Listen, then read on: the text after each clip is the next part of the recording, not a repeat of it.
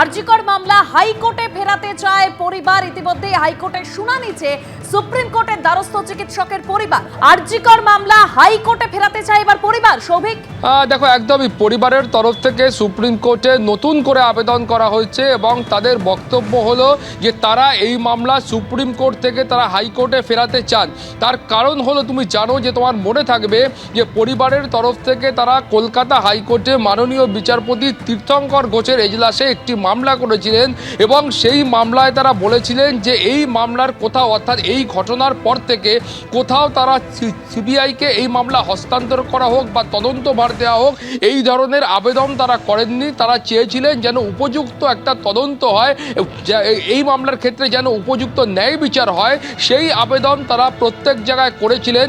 কলকাতা হাইকোর্টের মাননীয় প্রধান বিচারপতি তিনি মনে করেছিলেন যে এই মামলার ক্ষেত্রে সিবিআই হচ্ছে উপযুক্ত সংস্থা, তাই তারা কলকাতা হাইকোর্টের মাননীয় প্রধান বিচারপতি সিবিআইকে এই মামলা হস্তান্তর করেছিলেন এবং সেই সিদ্ধান্ত তারা কিন্তু গ্রহণ করেছিলেন। কিন্তু এখন দেখা যাচ্ছে যে সিবিআইয়ের যে ভূমিকা, সেই ভূমিকায় পরিবার তারা খুশি নয়। তারা একাধিক প্রশ্ন করেছেন কলকাতা হাইকোর্টে এবং তারা নিম্ন আদালতে, অর্থাৎ যেখানে বিশেষ আদালত রয়েছে সেখানে তারা আবেদন করেছেন, সেখানে বিচার প্রক্রিয়া চলছে।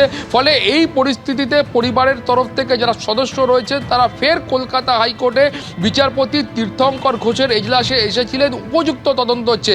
মাননীয় বিচারপতি তীর্থঙ্কর ঘোষ তিনি বলেছিলেন যে এই মামলা দুটো হায়ার ফোরামে, অর্থাৎ দুটো উচ্চ আদালতে বিচারাধীন রয়েছে। একটি হলো কলকাতা হাইকোর্টের প্রধান বিচারপতির ডিভিশন বেঞ্চ এবং অন্যটি হলো সুপ্রিম কোর্টের প্রধান বিচারপতির বেঞ্চ। ফলত দুটি হায়ার ফোরামে যখন এই মামলা বিচারাধীন, সেই মামলা তিনি গ্রহণ করতে পারেন কিনা সেই বিষয়ে উপযুক্ত নির্দেশ বা ক্ল্যারিফিকেশন নিয়ে আসার জন্য তিনি পরিবারের আইনজীবীদের তিনি পরামর্শ দিয়েছিলেন এবং এই পরামর্শের পরে আমরা দেখলাম যে পরিবারের তরফ থেকে আইনজীবীরা সুপ্রিম কোর্টের দ্বারস্থ হলেন এবং সেখানে গিয়ে সিবিআই সম্পর্কে যা অভিযোগ ছিল সেই অভিযোগের শুনানি হোক, সেই মর্মে তারা সুপ্রিম কোর্টে আবেদন করলেন এবং সেই মামলা যখন গ্রহণ করা হলো সেই সময় মাননীয় প্রধান বিচারপতি বললেন যে এই মামলা তো কলকাতা হাইকোর্টেও বিচারাধীন রয়েছে, ফলে আমরা এখন কি করব, অর্থাৎ মাননীয় সুপ্রিম কোর্টের প্রধান বিচারপতি তিনি এখন কি করবেন, সেই মামলা সুপ্রিম কোর্টেই পেন্ডিং বা বিচারাধীন রেখে দেবেন নাকি সেই মামলা কলকাতা হাইকোর্টে আবার ফেরত পাঠানো হবে। এই বিষয়ে পরিবারের মতামত চেয়েছিলেন, সেই মুহূর্তেই মতামত দিতে হবে এমন কোনো বাধ্যবাধকতা ছিল না।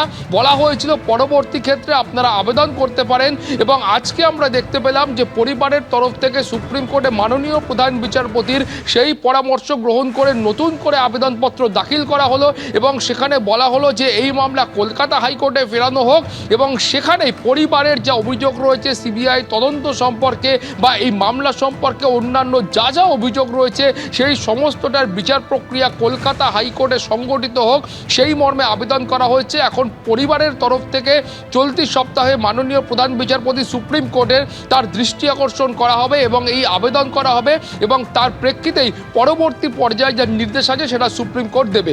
দেবস্মিতা, ধন্যবাদ সৌভিক। অর্থাৎ সুপ্রিম কোর্টের কাছে আবেদন করা হয়েছে অভয়ের পরিবারের তরফে, হাইকোর্টে মামলা ফেরাতেছে। এদিকে গত বুধবার সুপ্রিম কোর্টের শুনানিতে নিহত চিকিৎসকের পরিবারকে নতুন করে আবেদন দাখিল করতে বলেন দেশের প্রধান বিচারপতি সঞ্জীব খান্না।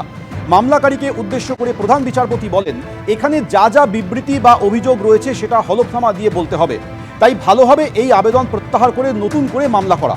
পাশাপাশি প্রধান বিচারপতি বলেন যে এই মামলা কলকাতা হাইকোর্টেও বিচারাধীন রয়েছে।